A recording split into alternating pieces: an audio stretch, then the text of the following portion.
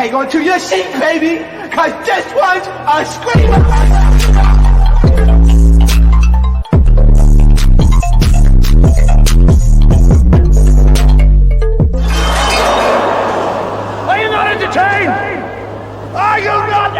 What is going on, Entertainment? So I'm coming to y'all with another recap. We doing Who Did I Marry? Reaction, part 25 and on. Okay, I've been reacting to this series for a little bit now. Of course, I want to finish it out to the end because I have still yet to hear the finale and how they got the divorce and everything. Okay, like I said, don't judge my facial expressions. My facial expressions is the disgust of the effery that she allowed to go on and didn't catch on quick enough to walk away. That's why I'm like, please don't mind it. My face speaks before I speak. It's that shade. Okay? It's not.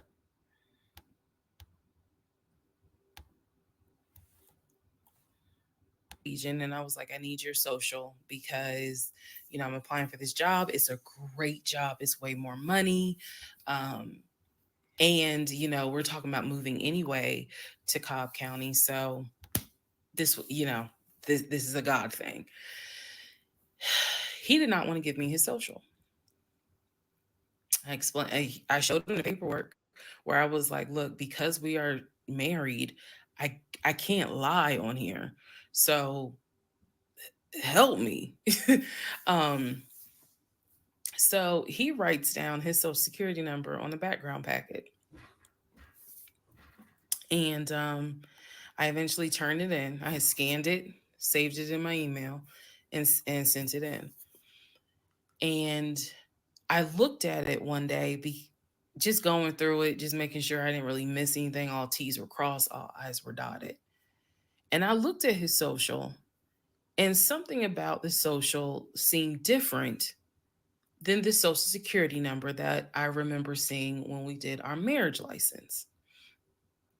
And so for those who you remember in the previous part, I said I had ran his social security number from the marriage license. Nothing came back. So I thought that I had written it down wrong. Basically, what it is that the first three numbers were different on the background packet than what was on the marriage license. If you don't know this, here's a little trivia. Your social security number, the first three numbers, pretty much are dictated by the state you were born in and the state that issued your birth certificate. So he was born in Pennsylvania. So the first three numbers of his social security number should be attributed to Pennsylvania. Pennsylvania, shit, they probably got like 5-6 different numbers, 3-digit numbers that your social security number can start with. So the social that was on the marriage license. And another reason why I take that, I have that face too. I really am not doing it on purpose, you guys. When it comes to relationships, I'm a runner. You a track star. I run. The first red flag. So it's like, it's hard for me to like relate to people's stories who stick around for long. Because I'm the first one to run. Because I don't like wasting my time. I'd rather lose money than waste my time. Because guess what? The money you can make back. The time you can't get back. You're only going to be 21 one time. You're only going to be 22 one time. That's it. You don't get none of that back. I'm just saying. For example, was probably 1, 2, 3. What was on the background was 4, 5, 6. Both of those social security 3-digit prefixes are issued through the state of Pennsylvania. Again, this is an example so I can make it clear. So when I saw his social on my background, I immediately knew that was a different social than what I saw on the marriage license. And when I compared, because I had found a copy of the marriage license that we turned in because I had filled it out on the computer. So Sure enough, Y'all judging this woman, y'all better be glad it just ended with a TikTok series instead of an episode in Snap. Because I feel like this was going down the Snap route. Like one day she confronts him, she's just like, "You've been lying about everything. Everything. You've been lying about it to me." And then he freaks out. He's like, "No, I haven't." Punches her. They start tussling. Like it could have really ended up in a Snap sort of episode. So let's just be grateful that we got a TikTok series. the first three numbers were different. The rest of the numbers were the same. So, one of two things: either when I ran his background, I did in fact put in the wrong number, or the number on the marriage certificate or the background packet is wrong. So I decided that I was going to roll the dice and take the social from the background packet. Again, this is the background packet that I had to fill out to get my current job. I was trying to get a new job. Okay, so I took that social and I ran a background check on it. What came back on this particular background was all the addresses that the social security number, I guess, had been attached to. So all of the addresses, the states were Georgia, Rhode Island, Pennsylvania. What I did not see was California. So I thought that was weird. I thought, okay, maybe this is not a complete background because clearly he went to San Diego State. It's on his resume. It's on quite a few things. Social media. He didn't have a LinkedIn, but it was on his social media. So clearly he had he had been to California. So maybe I just need to do a different background check. Also to note during this time, I think I told you guys he had hit his leg at work. So what was happening was it was getting more and more difficult for him to walk, like put pressure on that leg, on that knee. Um, he was still able to go to work. He was still leaving at 6:15 in the morning. He was still coming back between 3:30 and 4 o'clock. But I clearly could see where he was in pain. He would elevate the knee, ice the knee. It was getting worse. And I was constantly like, go to the doctor, let me take you to urgent care so that they can look at this knee because you shouldn't still be limping and having a hard time putting weight on that knee. And every single time he was like, "Oh, it's fine. I have a doctor's appointment on Wednesday. The doctor just told me to ice it and to elevate it. This is an old football injury. It happens all the time. It used to happen a lot when I was out in California." So I'm mentioning this knee issue for a reason. But back to the background. So once again, when I ran the background the second time with the second social, it showed me states of Georgia, Pennsylvania, and Rhode Island. And that's all that I saw in terms of addresses. I didn't see anything for California. So by this point, we're moving into May of 2021. Things are starting to reopen. One of the things that reopened was San Diego State. So I called San Diego State. I called the registrar's office. Someone did answer, and there was instructions on how to request a transcript. I was able to try to request it online. You needed the student's name, and I believe you also need their social. And when I typed it in, it said no results found. I believe that I sent an email asking, this person is saying that they were a student there. Can you verify it? The response I got was there were no records found with that social security number. And she's so clever. I bet she emailed them and was like, "Hey, I'm an employer on Indeed, and I'm trying to verify somebody's education history." So I'm like, okay. I asked him about it. And in part 26, I'll tell you exactly what his response was. Part 26, who the fuck did I marry? So, I'm yes, Legion. sorry. I'm sorry, guys. That part always gets me. Part, hold on. I've thought of so many titles of remakes for this story, meaning stories other people could tell in a TikTok series, but that's for the other day, y'all. I'm working on something, okay? I'm working on something. What's the deal about San Diego State? He was like, what are you talking about? And I said, why is there no records of you there? Just came right out and said it. Without missing a beat, this man said, well, I was a private citizen. What the fuck does that mean? And what he said is that when he started at San Diego State, his father paid money so that, okay, it's important I say this with a straight face. His father paid money so that his name and social would not be publicized and he would be considered a private student, a private citizen. This nigga really tried to lie to this lady and make it seem like he was in a witness protection program. Niggas ain't shit but hoes and tricks. That's crazy.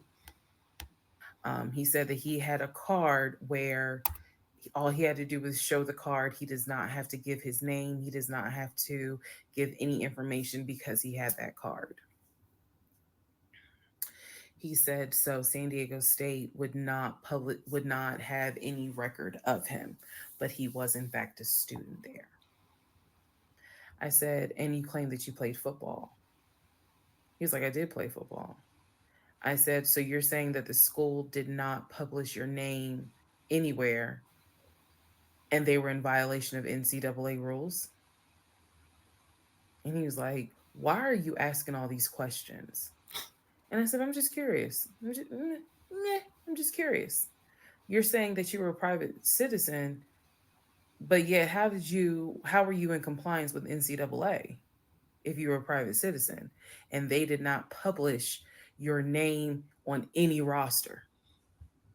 That's why that arena football crap fool, like I couldn't get into it or believe it. That nigga was probably playing basketball with his homies down the street and calling it arena football. Please get out of my face. The list people go to lie is crazy. So that was his excuse. He was like, all I can tell you is that I was a private citizen. My dad paid for it. Okay. So now I know that San Diego State has no record of him. Now I know that his social security number, at least the one that's on my background packet, only shows that only shows that he lived in Georgia, Rhode Island, and Pennsylvania. Okay. So at this point, the pain in his knee is getting worse. Uh, it's getting to the point where when he would come home from work, he would take a shower and immediately get in bed, elevate his knee. He was not even eating the way that he used to eat. It was getting to the point where at times, if you remember when I told you all about the miscarriage, they gave me pain meds because I had taken that pill, but the pain meds I was allergic to, so I couldn't take them, but I still had them. So the pain in his knee was getting to the point where he would take one of those pain meds just to get through the night. He was constantly in agony, constantly kind of tossing and turning, so much so that in May he moved into the guest bedroom because I couldn't deal with the tossing and turning thing. And he just said he was more comfortable there. So what at first was a, oh, I hit my knee at work, turned into, no, it was an old football injury, this has happened before, turned into, it's painful for me to walk on it, turned into, it's actually hard for me to work on it. But he was still going to work at 6:15 every morning and coming home between 3:30 and 4. So it is, again, I'm just giving you guys the chronological order of how all this happened. So at this point, we're not looking for a house. I still have not seen the two savings account. I'm pretty sure there's no money in those savings accounts. But again, he was going to put in an all cash offer with Amber, the realtor. So I really didn't know what to believe, but I believed what I saw, which is I saw that that background is not showing where he went to California.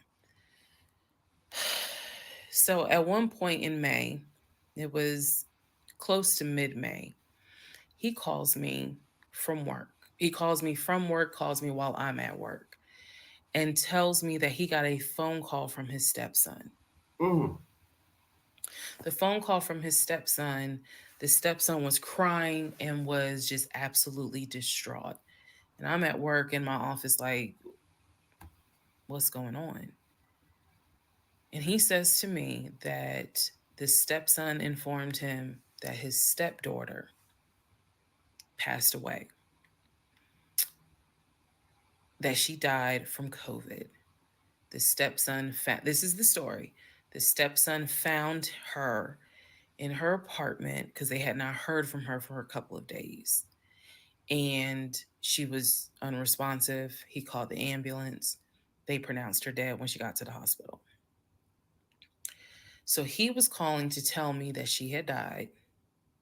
Um, and he was also calling to ask me if I would object to him giving his ex-wife $2,000 towards the funeral. As I've stated before, and I still am this way to this day. I don't play about death. So when he told me that she died, I immediately went into the, all right, I'm sorry to hear that. Um, whatever we can do to help, let's help. Because surely nobody would make that up. So again, he was like, are you okay with that? He was like, we're married, and the agreement was that anything over $500 would be a discussion. So 2,000 definitely. And I said, yeah. I said, that's totally fine. I'm fine with that. Um, he was upset because again, he was close with the kids.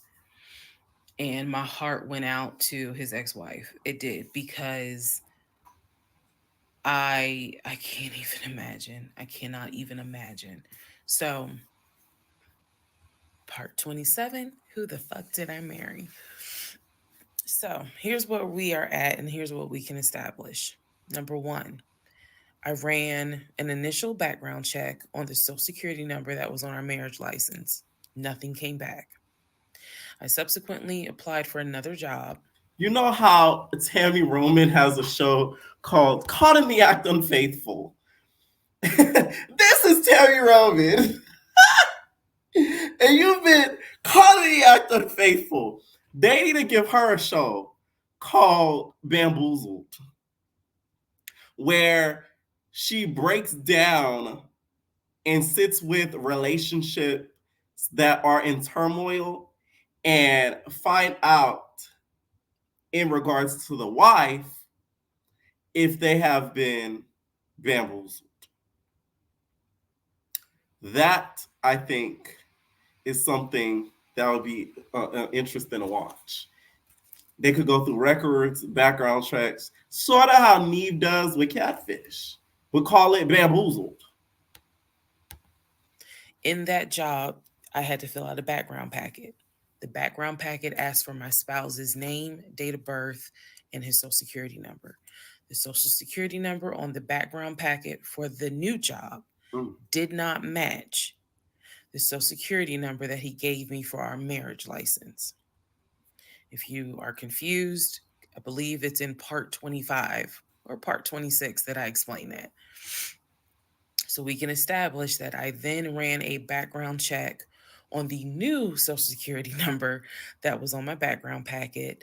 It came back with address, or excuse me, states that the social security number apparently had lived in. Those states were Georgia, Pennsylvania, Rhode Island. Okay. I decided, this is now around May 20th, I decided to do another background check. And I paid to do another background check. This time, I did it with a different company. And not only did it give me the addresses, not only did it give me the states, it gave me addresses, and it also gave me names of people who were like associated with Legion and that address. One of those names was his ex-wife. I've always known he's always told me the name of the ex-wife, but now I see it when I ran his background. I did a search for her on social media. She was not there. So the address that it showed that she was associated with him, because remember, his story is we got married in San Diego, we lived in San Diego, we divorced in San Diego. Men lie, women lie. The U.S. federal government with your social security number does not. So he's saying he was always in California. His social security number never showed that he was in California, according to the background check. It did show that he had lived in Georgia at an address associated with the ex-wife. So tried to find the ex-wife, could not find her on social media. So I looked in the metro counties to protect her identity. This, I am going to not divulge a lot on this part. I looked in the metro counties, in the open record courts. So typically, you can look in like Superior Court or Magistrate Court or Probate Court. So I looked in open records for the different counties, metro Atlanta counties. Let me be clear, metro Atlanta counties. And I looked under her name, and I found where they had filed for divorce in a metro Atlanta county. So when he said that he filed for divorce in San Diego and that he was married in San Diego, I was able to find, no, according to the state of Georgia, you were married here. You were divorced here. So I looked under her name, found a record for divorce, and it did show his name. So now I clearly see on my computer that there is a metro Atlanta County Court that has a divorce record in the state of Georgia between him and his ex-wife. So I did what any rational person would do, because this is still kind of COVID time. Well, not really. It had nothing to do with COVID. Let me take that back. Because of the parameters of the court, you can only do the open records request in person. I did what anybody would do. I told my boss I had to go. I grabbed my purse, grabbed my keys, and I drove to the court to do the open records request in person. Sister Girl's on a mission. She did a job with the federal government, because goddamn, bitch, she knew something was up. The open records request was for the divorce documents. Go back in the series, and remember, I did a background on the ex-wife. I told you all exactly what was told to me. He met her in California. He married her in California. He divorced her in California because she cheated on him. He filed for divorce. She tried to get spousal support. It was going to be a little ugly. He was helping her with the kids. That was the story that was told to me.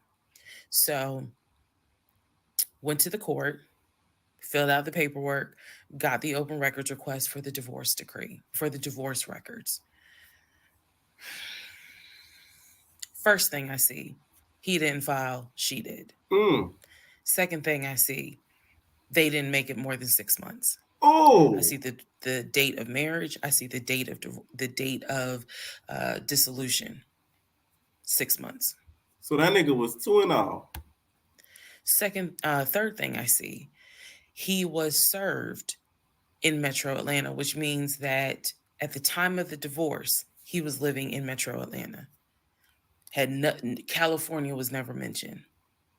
So it's like, why lie about living in another state? That's weird. Like, to me, I don't get senseless lies. Like, that's like me sitting here and be like, oh, I drive a BMW. Like, and like, what is lying about that gonna get me? Is it gonna give me another car after I say that? No, like I just don't get like that's why this story is so odd to me because it's like some of the lies to me, I don't get them. They're senseless. It doesn't make sense to me. Like, oh my god, that's crazy. Fourth thing I see, he filed what is called a pauper affidavit. If you don't know what that is, I'm going to do my best to explain it real quick. Pauper. Basically, he filed an affidavit with the court saying that he is so poor Oh, he could not afford the fees to pay for a divorce. He couldn't afford a filing fee. He couldn't afford a service fee. That is what a pauper. All of this is in the oh, when she said pauper, I think of something else. divorce documents. She had filed. She said it was irreconcilable differences. She was not requesting any money whatsoever. And both of them had signed a pauper affidavit. He was served in Georgia at his previous employment. According to the divorce documents, he was served at like a grocery store. That is what was listed as his employer. And it had a date of when he was served. So I see all of this in one day. I also see where on the divorce documents, she listed her name, her address, and her phone number. Ooh. So I did what any rational person would do. I wrote down the phone number.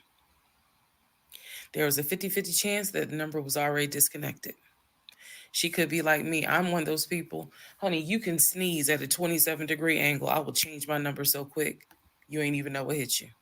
You can talk to me at 5 o'clock, and at 5:05, my number has been changed. So she could have been like me, and the number is not even active. Or she could be like some people I know who have kept their number since kindergarten. Either way, I wrote the number down. I left the court and I immediately went back to work. And the same friend who helped me when I had my miscarriage, I told her, I was like, I got this phone number. This is the ex wife. She was like, girl, you better call. You better call and find out from You better call Tyrone. Call her. Because can't no, I think she says to me, can't nobody tell you what is going on quite like the ex wife. So, part 28 is the phone call that I had with the ex wife. Part 28 of Who the Fuck Did I Marry? So, I had the phone number. And she better be writing a book, not shade. That's where the money at. A distribution deal, talent wise, is nice, but get that bestsellers bookie back, okay? Because that's forever. They're gonna buy that to the end of your time, baby. To work, my really good friend was like, "You better call her. You can use my phone, but call her." So I called her. She answered. Let me use aliases. And the conversation went like this: May I please speak with Barbara? This is Barbara. Barbara, this is Shirley. Shirley who? This is Shirley Jones. I am the wife of Legion. Silence. Then she starts laughing. And she said to me, and I quote, if you were calling me, then I know it's bad.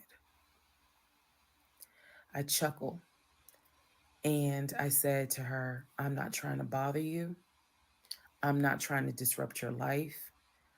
I I said I am literally coming to you on some woman to woman shit. I said because you are probably the only person who can help. She listened. She was gracious, and she said, what is it that you need to know, or what is it that you want to know? And I said, I understand that you and my husband talk and communicate. Um, and she immediately said, what? No, we don't. And I said, okay. Um, she said, one thing you need to know about Legion. I'm sorry. Wow. And so I said, no, I don't, bitch. I'm gonna say, I don't even know who that is. That's so crazy. She said, whatever he tells you, it is a lie. Mm. And she said, when he, again, let's go back to part one. I told you guys that when he introduced himself, or when we met, we actually had matched on two different sites, and he was under two different names. One was like the actual birth name. The other one was a nickname variation of that name. That's the name I know him by. So, for example, if his name was Matthew, he had a profile under Matthew, and then he had a profile under Matt. I would have known him as Matt. So she said to me, she was like, I don't even know who Matt is. She was like, that's not even his name. And so I knew what his actual government name, and she was like, no one calls him Matt. She was like, that must be his new personality. Or she was cracking Ooh. a joke, but she was like, anything he tells you, you need to know is a lie.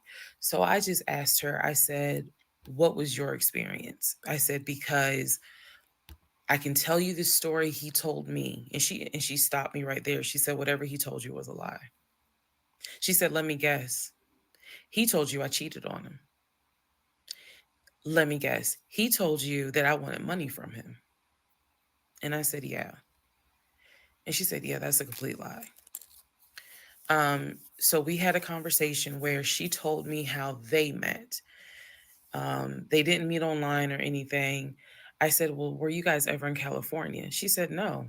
She's like, she was like, that man ain't never been from past the East Coast. So I said, okay. I know. So you guys have always been in. I know the ex-wife probably called her and said, "Shirley, bitch, I know. You better give me a cut of that distribution deal coin, because I know who helped you crack the code." And I know she's probably thinking, I should have been the one to tell my story before she did. Georgia. And she said, yeah. She's like, we got married in Georgia and we got divorced in Georgia. And that's when she asked me, how did you even get my number? She said, because I want nothing to do with him. So how did you get my number? I said, I'm gonna tell you the truth. It ain't gonna make me look good. I told her, I said, this is what happened. And this is what led to me doing research. And this is how I got your number. And she laughed. She was like, wow. She said, she was like, normally I would be freaked out. She said, but under the circumstances, she was like, wow, okay. Um, she said, yeah, if you're calling me, then it must have gotten pretty bad. She said, so what did he promise you? And we talked for about 35 minutes. She asked me in that phone call, she said, look, I want nothing to do with him. I have not spoken to him since our divorce was finalized. She said, so I would just appreciate if you keep me out of whatever's going on with y'all. And I told her, I said, I give you my word, I will never tell him I spoke to you. I said, I give you my word. I said, this conversation is for me. It is not for me to use in any sort of legal litigation, nothing. This is for me. And I said I don't plan to call you again. I don't plan to be a disruption in your life. I just needed to know, how bad is it? And she paused and she said, it's bad. Oh. She said, I don't know what all y'all got going on. She said, but if it's anything like what it was for me, it's bad. So we talked a little bit more. She was very encouraging. She was like, girl, do not blame yourself. She said, I went through that and I had blamed myself. She was like, this is not on us. This is on him. Mm. She was like, he is a master liar, a master manipulator. She said, I ignored the red flags. So she was like, do not feel as though this is on you. We talked about there's an ex-girlfriend that shares the same name as his aunt. She and I talked about her. She said the reason why they broke up, because the ex-girlfriend, I didn't know this, the ex-girlfriend had reached out to her about 6 months before he met me. And so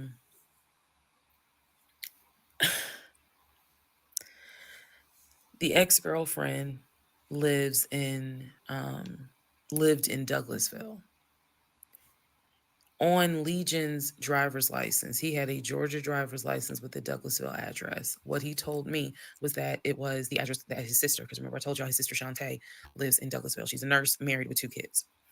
So he told me I that sped it up because Miss Jones is long-winded. I love you though. She's long-winded. Okay. the address on his license, it was his driver's license, was to Shantae's house. The ex-wife is telling me, no, that's the address for the girlfriend, the ex-girlfriend. He had moved in with her and he created this whole narrative with her. She found out that he was lying and she kicked him out. And so I guess after she kicked him out, she then reached out to the ex-wife, kind of the way I did, for confirmation. And so the ex-wife was just telling me, whatever that man has told you, it is a lie. She said, I got out before it got too bad. She said, because once I knew he was lying, I was out. She was like, because he's never going to change. And so, again, conversation went on and on. And so finally, we were getting ready to get off the phone. And before we got off the phone, I said to her, I said, if everything is a lie, I said, I have one question for you. And she said, sure. I said, how is your daughter? I said, how is your daughter? Next part coming up.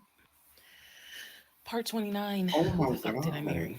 So I asked her, how is your daughter? She said, my daughter's fine. And I said, okay. She said, what did he say about my daughter? And I will be honest with y'all, I didn't have the heart to tell her. So Oh. what I said instead was, oh, no, it was, with everything with COVID, I think he mentioned that she might have had COVID or was exposed to it. I downplayed it bad. I wasn't going to tell that woman that he said her daughter passed away. So Lying about that to me is like another type of, like, you sick in the head for doing something like that. That's crazy to me. Mm-mm. I don't play with nothing in regards to that because, like, ew. That's something I don't even joke about stuff like that because it's just not funny to me. I said, obviously I'm glad to hear that kids are fine. She said, look, whether you stay with him or not, it's your choice. She said, he ain't gonna change. He ain't gonna change at all. She said, this is what he does. She said, you're not the first. You're not gonna be the last. She said, he did it to me. She was very, very encouraging because she was just like, you do not blame yourself. She said, we both ignored red flags, but it is not your fault. She said, this is on him. And so we, once again, I thanked her for her time, got off the phone. I took the long way home that night. I could not be around him. I could not be around him. I had to figure something out. I had to figure some things out. So I I took the long way home. What does that mean? It means that I probably could have taken 75 to 285, but I probably took 20 to 75 to 285 to 675, kind of like I just took the long way home. Um, a couple of days later, because my mind was spinning. A couple of days later, at this point, I'm turning into the FBI, CIA, and Homeland Security all in one. Literally. I'm I'm trying to find everything. And he's carrying on his business as usual. Nothing changed with him. He had no idea that I had spoken to the ex-wife. He had no idea I had gone to the court and saw his divorce documents. He had no idea. So a couple of days later, I decided to look up his mother's obituary. Look up the mother's obituary. And down at the bottom where it talks about, she's preceded in death by, and it lists all the people, the family members that died before. And then it says, leaving behind to cherish her memory. It lists the husband, her husband, excuse me. Let me start over. It lists her husband, which is Legion's dad. It lists Legion's brother that lives in Philly and his wife, because again, this is she passed away in 2015.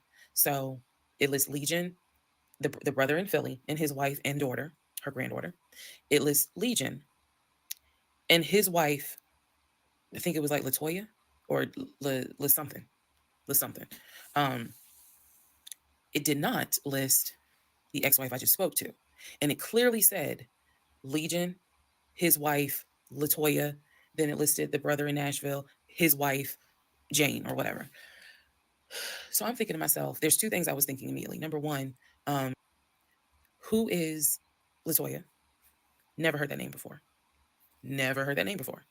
So I was thinking, who is Latoya? And then number two, where are the two sisters? Shantae and Kim. Shantae lives in Douglasville, married with 2 kids. Kim lives in Augusta, and I believe he told me she worked at like Procter and Gamble. So why aren't they listed on here? Because apparently, go back to the video. I posted it on there. I gave y'all background on the family. He apparently was one of 5 through both parents. Brother in Philly, older brother, younger brother in Nashville, an older sister in Douglasville, and a baby sister in Augusta. So why is it on his mother's obituary? There's only three children named. Where are the 2 sisters?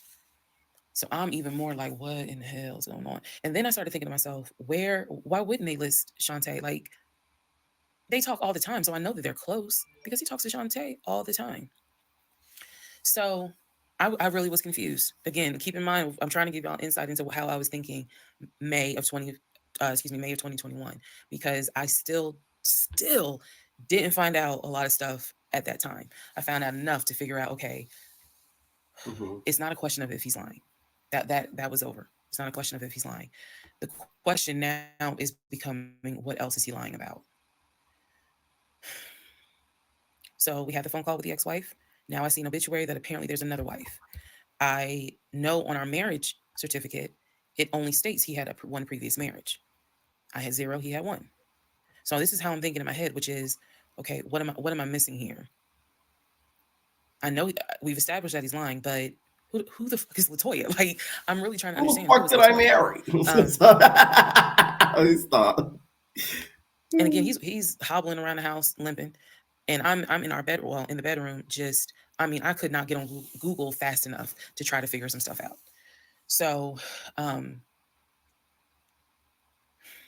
see the mom's obituary, study it, and at this point, I'm now trying to figure out, okay, what's the game plan? What is the game plan? And that's where we are about to get into the next part. Okay, part 30 of Who the Fuck Did I Marry? So I'm going to use this as a clarification video. So we're going to use part 30 as a stop. Let's clarify some things. I've done that before on a previous set of videos, so I think it's just important to do that, so that way I can try to address some of the things that I have seen in the comments, both supportive and just downright mean. But let me clarify some stuff. Number one, it is important to remember that I am telling this entire story of how I met, dated, married, and divorced a pathologically lying ex-husband. I am going in chronological order of events. So what that means is that, ma'am, sir, whoever you are, if you were coming in at part 30, but you have not seen part 11, some stuff is not going to make sense. I know. It is a long playlist. And don't worry about watching the video as soon as it comes out, because everything, I'm trying to do this responsibly, of telling the story in the order of which things happen. So I say that to say, please, if you're able to, start at the introduction disclaimer video, start with part 1, and then just watch each video, because a lot of the questions people are having that I'm seeing in the comments, and I say this respectfully, it's just because Well, at this did point, not they go was to the other videos and watch them in at this point they was eating her up in the comments. I'm seeing. order. That's just the first thing I want to say. It is important that I get this story out, but that it's done, like I said, responsibly. To me, responsibly is being honest, even if it makes me look bad, but then also trying to be clear and not ramble all over the place. So I'm trying to take the time to tell you, this is what happened at this time. This is what happened at that time. That's why there's so many parts. And we're not even to the part of the divorce yet. We're almost there, but we're not there yet.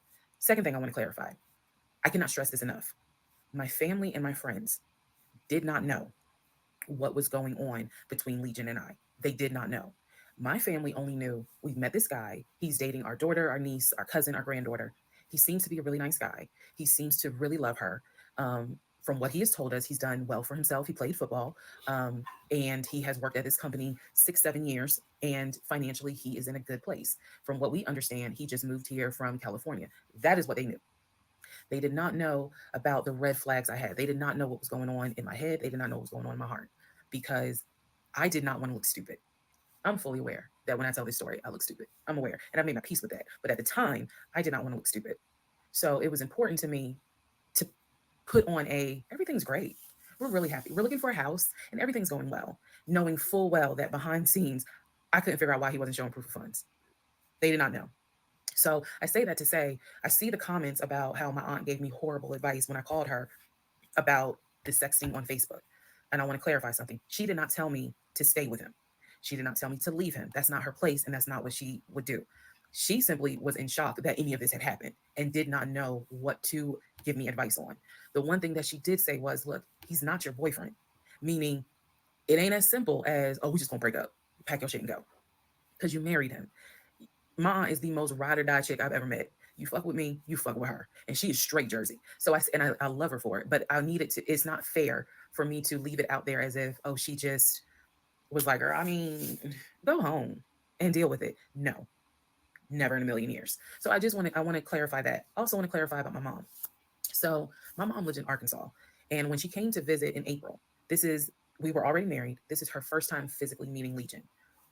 My mom will tell you she had no idea anything was amiss, but there was something that nagged her a little bit. She didn't know what it was. And my mom is the type where she's going to get on her knees in prayer. That's who she is. So for her, it was like, I don't know what it is. He seems like a nice guy. He seems to love my daughter. Because again, there was no arguing in the house. The house was peaceful while she was here, even though behind the scenes, we had just came off of the whole sexting incident with other women. So for her, it was like, I don't know what it is. She did tell me later on that it seemed as if I wasn't as happy as she thought I would have been. But again, she took it to the Lord in prayer. And her prayer was, God, protect my child. I don't know what's going on, but protect her. That was my mom's response. So she did not know. She did not pick up or overhear something that was going on while she was here. She had candid conversation with Legion, and Legion kind of came across as, I miss my mom. He missed his own mother, and so he called my mom, and doted on her. Again, putting on a charade. And so for her, it was like, bless his heart. That's what she said. Bless his heart. But no, she did not know the specifics. Nobody knew the specifics. They didn't know the specifics until we're talking May, June of 2021. They knew that we were looking for a house. They knew that the house fell through. They did not know about the proof of funds. They did not know that he wouldn't show me the savings account, the offshore account. So I just want to say that, because to me, it would be irresponsible to not clarify what family and friends knew, because these people have always been supportive of me, always had my back. I just simply did not share with them the things that I felt like were red flags, because again, my mindset at the time was, I want to be married, and what if he isn't lying? And I was making excuses for him to myself, so I definitely would have made excuses to family. Another thing I need to clarify, and I saw the comments on this about how a VP would never date someone that looked like me, and to the person that wrote it, that wasn't very nice. Y'all is hell. You guys are hell on TikTok. That's why I don't like TikTok. Y'all bunch of bitches. I need you all to understand, the relationship started in March of 2020. He came into my life as regional manager. Okay. That is how he came into my life. Then eventually he got promoted to VP of production or operations, some VP of something. That was later on in the relationship. He showed me the paperwork where it was basically a memo from HR. You know, your new position title will be VP of production. We'll just say production. Your salary, I don't remember the exact amount because it was a very specific amount, but it was over $200,000. It listed some of the benefits that he would have. He would have an office. He would be getting an executive assistant. That's where we get David from. If you don't know who David is, please go back, watch the series in order. He would be getting an executive assistant. He would be getting use of the company helicopter. He would be getting a company car. Okay, so I'm gonna stop it right there. I got a flight to catch. Okay.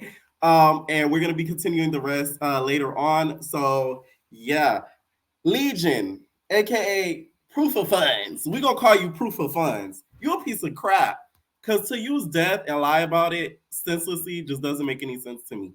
It's one thing to get out of work saying, oh, a family member passed, but for you to name a specific person that actually exists and say that they died is another level of evil, okay? Let me know what y'all think about some of these parts and catch me on the rest. And we're out, babies. No personal thing.